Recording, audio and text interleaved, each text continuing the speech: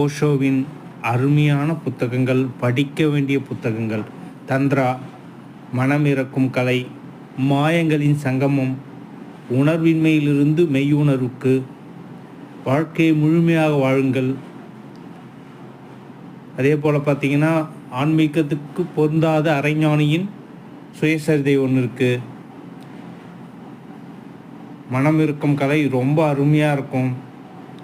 விழிப்புணர்வு இருக்குது, தம்மபதம் இருக்குது, போதி தர்மர், புரட்சி விதை, அற்புதமான புத்தகங்கள். இவையெல்லாம் படிக்க வேண்டிய புத்தகங்கள்.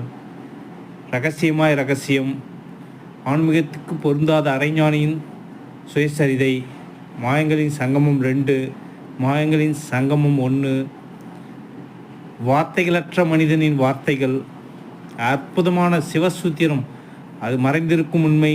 சிவசூத்திரம் அருமையான